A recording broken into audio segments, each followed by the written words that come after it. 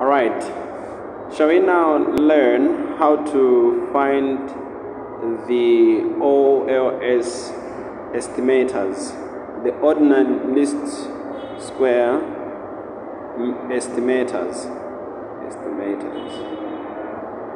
So, when you look at these estimators, for example, you are given that beta 1 is equal to the summation of x, y minus n, the summation minus n x bar y bar divided by the summation of x squared minus n x bar squared. Yeah, when you look at these, they really seem so complicated. How were people coming up to know that this is equal to that? They say beta naught is equal to y bar minus beta 1 x bar. Then how were people coming up with this? Were they just dreaming or were they just guessing? So what we want to introduce you to is to learn how to solve the equation. You have to learn how to solve the equation so that until you are able to actually reach to these as the solutions. So you are given that the normal regression line is y is equal to beta naught, okay, plus beta 1 x plus the error term, okay, plus the error term. That is what we are given. So the idea is to look for the estimators that can minimize the errors, assuming that knowing that y minus y hat, this one is representing the deviations, y minus y hat, not y bar, y hat squared. This y hat is actually equal to the estimators that the estimates that we get when you solve beta naught plus beta 1 x, okay, that is y hat. So we are looking for the deviations. Then we are looking for the values of beta naught and beta 1 that can minimize those errors. So let's say error squared, the stochastic or error term squared is actually equal now to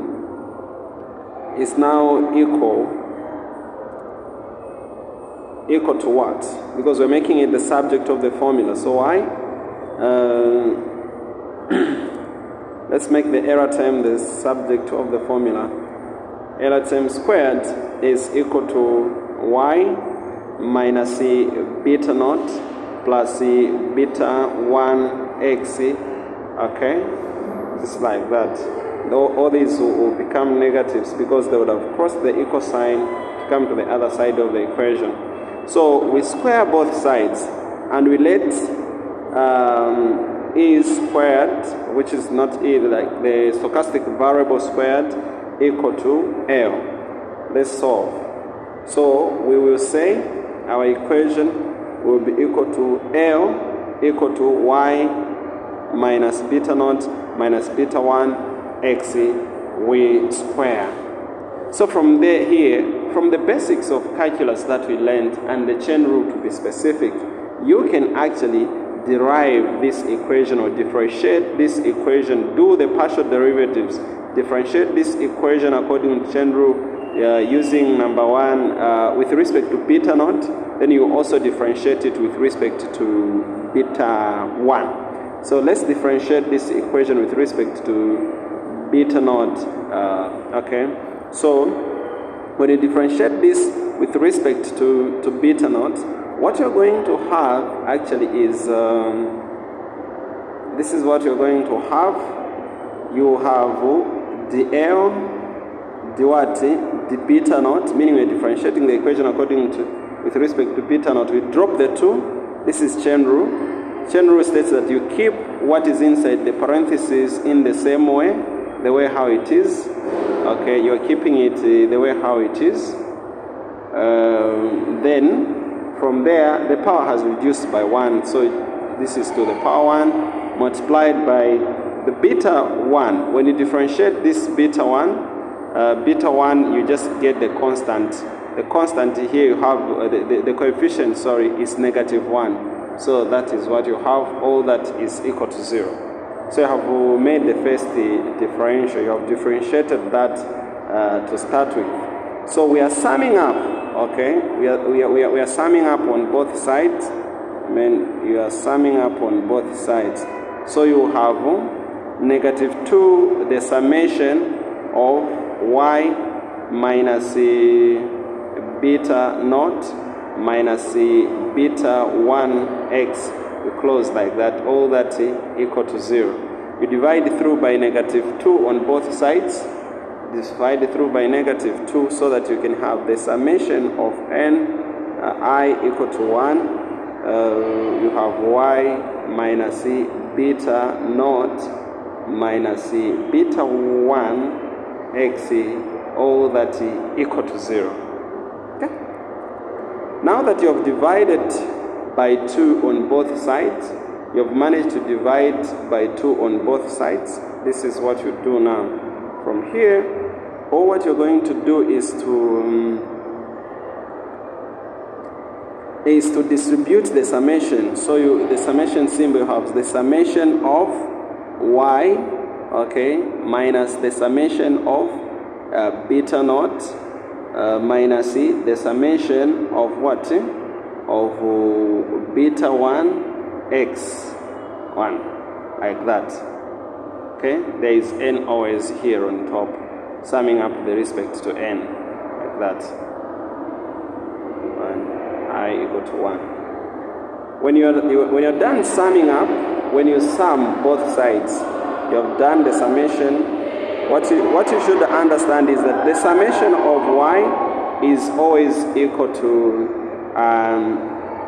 the summation of y to the power n is same as n y bar, because you know that the summation of x variables, when you divide them by n, what you get is the mean of y.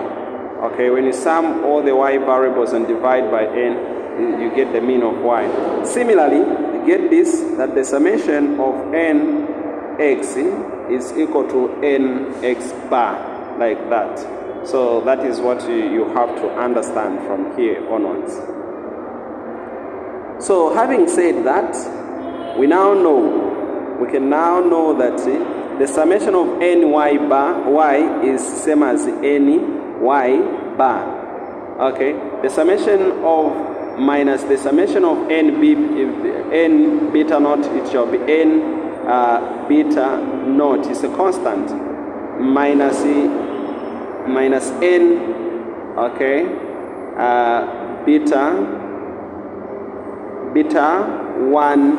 Then the summation again here, like the summation of x, this x here, it will still be n what?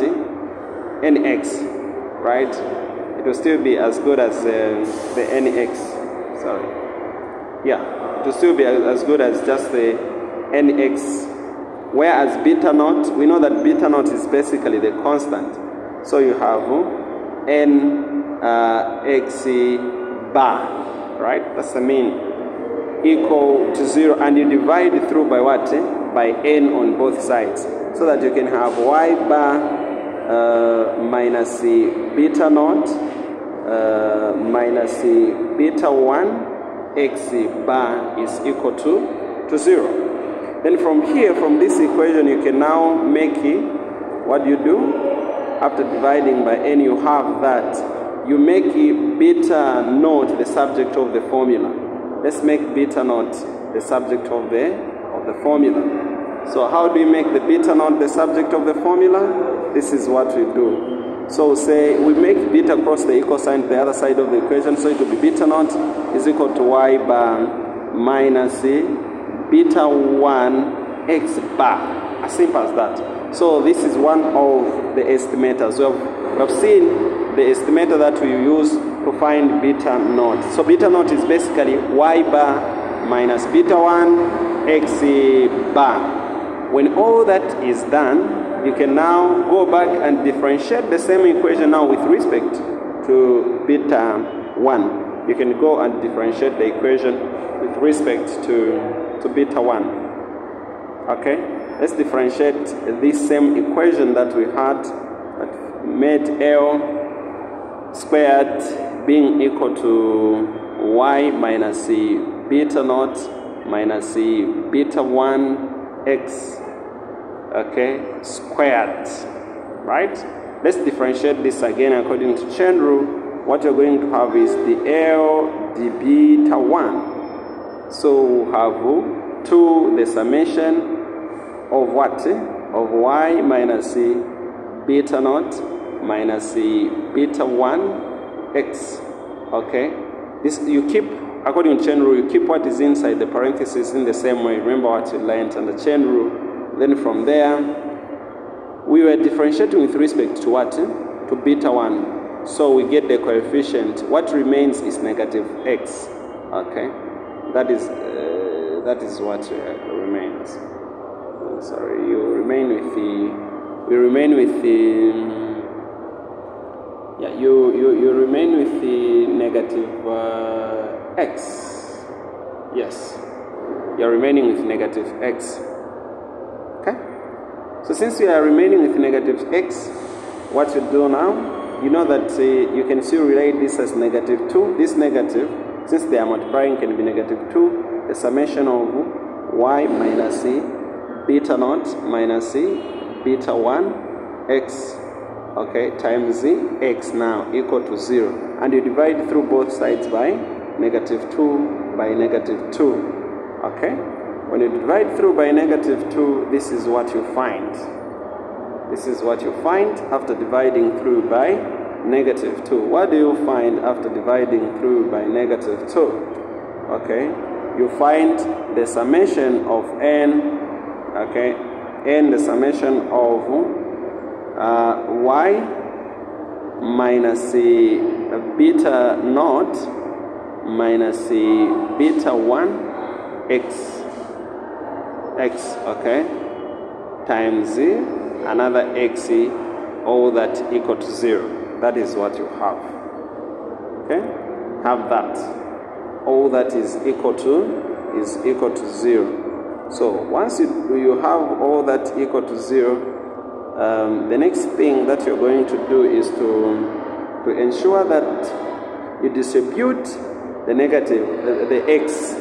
Okay, distribute the x throughout inside the brackets. So you have the summation n here. Okay, you have y x minus c beta naught x minus c beta 1 x squared, right? Like that. All that is equal to 0. When you're done doing that, now you're going to sum. Okay, both sides, you distribute the summation symbol. Distribute the summation symbol on both sides. So you have the summation of yx, and here minus c. What do you have? Okay, minus c. We know that beta naught has been found as y bar minus what? Minus c beta 1. We are replacing where there is beta naught with what we have just found, then times this other x. Okay, minus c minus c beta 1 x squared. We distribute the summation sign just like that, the summation. Okay, after we have distributed the summation symbol, okay, we have distributed the summation symbol and you have that. What do you do next? That's the question. The question is, what do you do next? So from here, you can at least here distribute again this x. So you have n the summation of yx minus the summation of y bar, okay, x, you know that, minus beta 1, then you have this was beta bar, like this is x bar, sorry, so you have again the summation of beta 1 x bar times the summation of x what? X bar. So we know that beta naught and x bar are now constant because the summation of beta 1 and the x bar is basically the beta 1 and x bar. So you can factorize them. Okay, you can just factorize them, and it's beta 1 x bar, then summation of x, like that. Then minus this now, summation of n beta 1 x squared. Okay, when you reach here, you can see that now beta 1 can be made the subject of the formula. We said all that is equal to 0. Let them cross the equal sign because the whole expression is equal to 0. Okay, so you have n, the summation of yx minus y bar. We know that the summation of x is as good as nx bar, right? That's what we just said previously. So where there is that, you can basically just put x in x bar, like that. All that is equal to, this crosses the equal sign, it will become positive, then summation of n beta 1 x squared, right? Then this, okay, crosses the equal sign, it will now become positive. It now becomes so was it a negative? Oh, sorry, when you distributed that negative symbol here, there is this negative here. Okay, there was this negative. When you distributed it, because it was for everything, this became positive. Yes, this became positive. So negative times that, this became negative, and that times the positive which was here, it became negative. So when it crosses the equal sign, it becomes negative what? Negative beta 1, okay, x bar, then the summation of what? X. What do we do now? We make beta 1 the subject of the formula. We can factorize both sides. Since we can factorize beta 1 this side on the right side of the equation. So you remain with the summation of x squared minus x bar,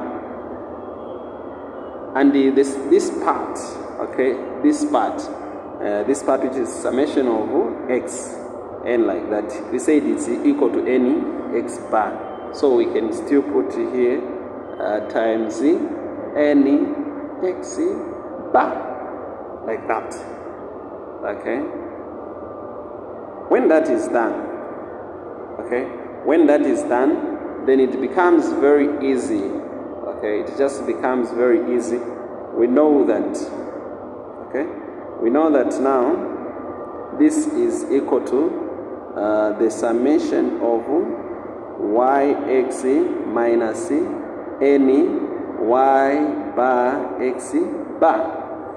Then you divide through by, we are dividing through by this expression, the summation of x squared minus any x bar squared, because x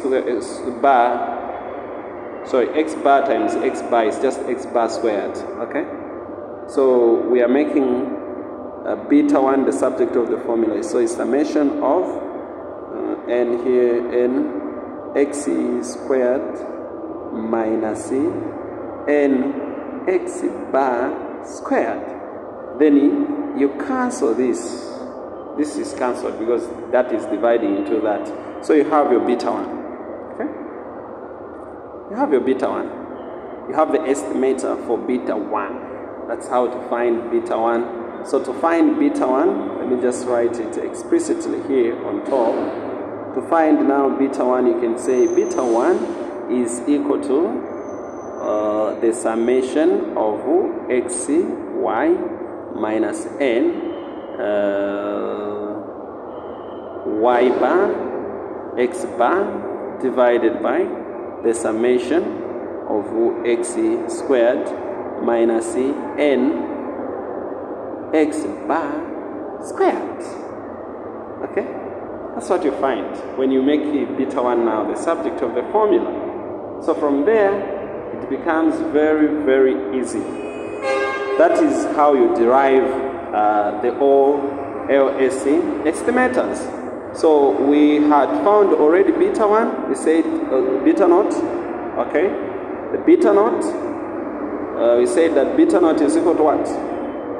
We said that beta naught is equal to y bar minus beta 1 x bar. And now beta 1 is found by that. Beta 1 can still be found by saying what? Beta 1, the other estimators you can still find for beta 1. Beta 1 indeed can still be equal to, beta 1 can still be equal to the summation of the deviations, right? The squared, the deviations, which is y minus y bar plus x minus x bar, like that, divided by the summation of x minus x bar. Then you square that. That can still give you the value of beta 1, okay? That can still give you the value of beta 1. Or beta 1 can still be found by saying beta 1 can still be equal to n, the summation of x, y minus the summation of